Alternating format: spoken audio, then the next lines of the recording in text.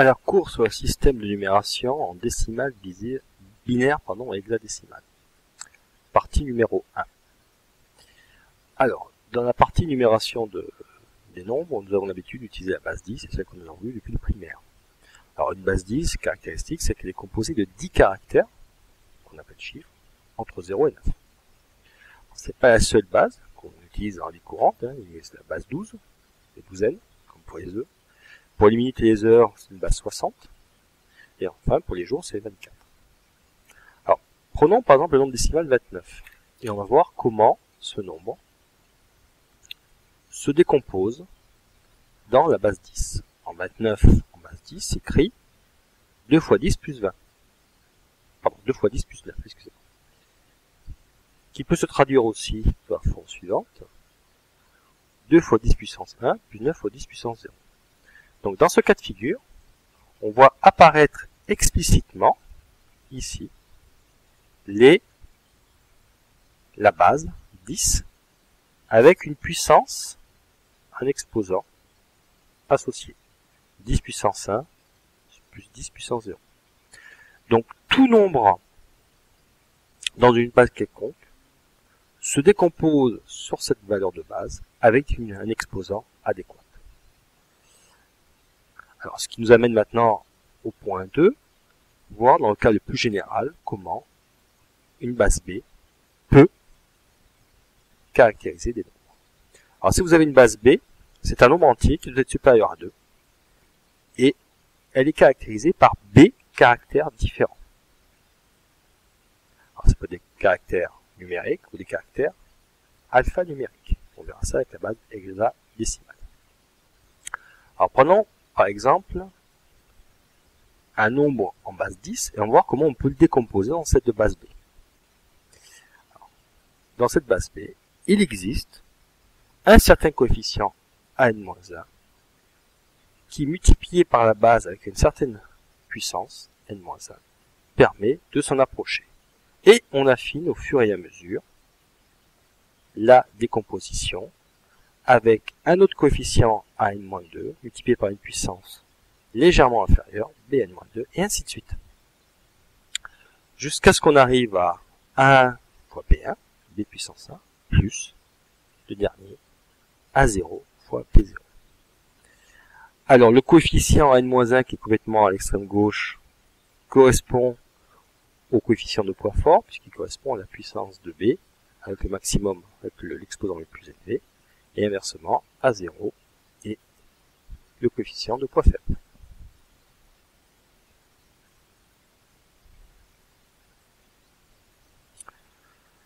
Donc, quand on a un nombre décimal et qu'on veut le convertir dans une base B, on ne va pas l'écrire sous la forme développée, comme je l'ai indiqué ici dans l'écriture au-dessus, mais on va s'intéresser uniquement au coefficient an-1, n-2, etc. jusqu'à 1, A0.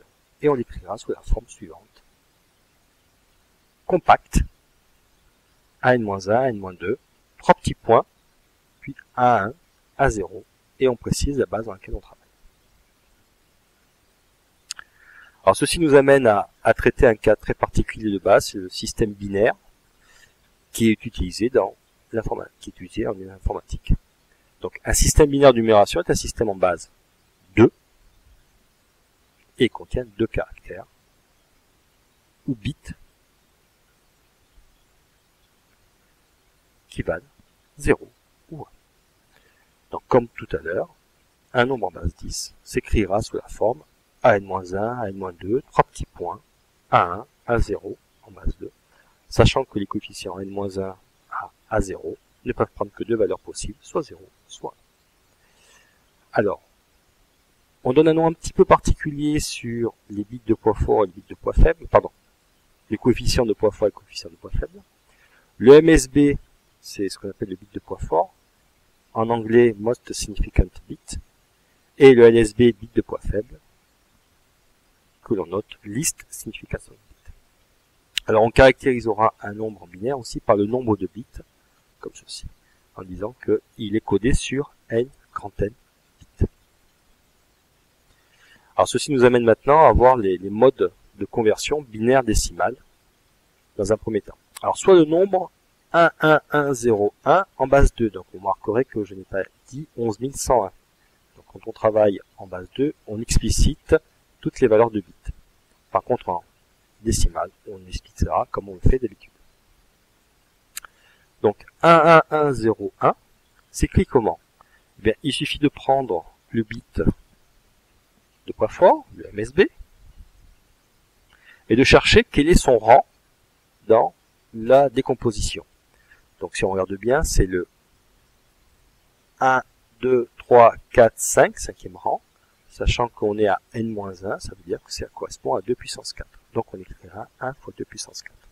Ensuite, on s'intéresse au bit immédiatement inférieur, donc ça va nous amener à 1 fois 2 puissance 3, et ainsi de suite, de proche en proche. On remplace et on multiplie par la puissance de 2 qui convient. Donc 1 fois 2 puissance 2. Ensuite, j'ai 0 fois 2 puissance 1. Et je termine par 1 fois 2 puissance 0. Ce qui donne comme valeur, donc à ce moment-là, il suffit de remplacer les puissances de 2 par leur valeur. 2 puissance 4, ça fait 16. Plus 8. Plus 4. Plus 0. Plus 1 égale 29. Donc les exercices, je vous laisse les faire, sachant qu'à la fin du sujet, vous avez en référence un convertisseur sur le net qui vous permet de vérifier que vos résultats sont bons. Passons maintenant à un autre cas de figure. Alors, avant de, vous avez encore un exercice ici, numéro 2, je vous donne un tableau avec les puissances, les valeurs, les premières puissances de 2. C'est assez, comment dirais-je, à force de les utiliser, on va les apprendre, et puis c'est toujours appréciable de les connaître par cœur, parce que ça permet de gagner un peu de temps. Donc 2 puissance 0, ça fait 1, 2 puissance 1, ça fait 2, 2 au carré, ça fait 4, 2 puissance 3, ça fait 8, et ainsi de suite jusqu'à 2 puissance 7, 128, voire 2 puissance 8, 256. Alors ceci va nous permettre d'aborder le point suivant, c'est la conversion décimale binaire, qui est un petit peu moins simple. Et là, on va vous proposer deux techniques. La première, c'est la technique par soustraction. Prenons 29. 29, regardons dans le tableau, c'est compris entre 16 et 32. Donc, 29, c'est égal à la puissance de 2 la plus proche, 16, plus la différence, d'où le terme de soustraction, 13. Ensuite, on fait le même processus avec 13. 13, c'est compris entre 8 et 16. Donc, à ce moment-là, on écrira que 13, c'est 8 plus 5 qu'on rajoute. Et ainsi de suite, 5, on a vu que c'est compris entre 4 et 8, donc ça sera égal à 4 plus 1. Donc, à la fin, on a une décomposition en puissance de 2 qui vaut 16 plus 8 plus 4 plus 1. C'est-à-dire 2 puissance 4, 2 puissance 3, 2 puissance 2. On marquera que 2 puissance 1 n'apparaît pas explicitement parce que c'est 0. Mais il ne faudra pas l'oublier dans l'écriture. Ce qui nous donne à ce moment-là la valeur suivante compacte en base 2, 1, 1, 1, 0, 1, 2. Alors, juste pour faire une petite... Donc, celui-ci, le 2 puissance 4 qui était ici, on va le retrouver en tant que MSB à ce niveau. Et le 2 puissance 3 qui vient juste après, à ce niveau, comme ceci. Et enfin, le 1 qui est ici et qui est le LSB. Vous remarquerez qu'il ne faut pas oublier le 0 avec 2 puissance 1. Donc une autre technique maintenant qu'on utilisera la plupart du temps, c'est la technique par division. Donc l'avantage est qu'elle peut traiter les nombres qui sont très élevés. Alors, on va recommencer.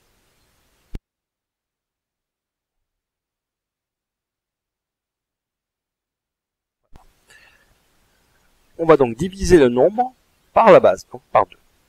Donc 29 divisé par 2 a pour quotient 14 et reste 1. Donc le 1 qu'on obtient ici a une caractéristique, c'est directement le LSB que vous obtenez. Ensuite, le quotient, on teste. S'il est plus grand que 2, on le divise. C'est le cas ici. Donc on redivise par 2 et ça nous fait comme quotient 7 et comme reste 0. Et on a à ce moment-là une autre valeur de notre décomposition qui vaut 0. Et on continue de proche en proche. 7 étant plus grand que 2, je peux encore le rediviser. On y va. Ça donne comme résultat quotient 3, il me reste 1. 3 étant plus grand que 2, je redivise. Quotient 1, il me reste 1. Donc maintenant, le dernier quotient que j'obtiens étant plus petit que 2, je ne peux plus le diviser. J'arrête à ce moment-là ma technique de division. Et j'obtiens le MSB. Donc cette technique vous permet d'obtenir la décomposition du nombre que vous voulez, mais dans l'ordre inverse. On commence par LSB et on monte progressivement jusqu'à obtenir le MSB à la fin. Donc à ce moment-là, il faut lire à l'envers. Donc on retrouve bien que c'est bien 1, 1, 1, 0, 1 en base 2 pour obtenir le nombre décimal 29.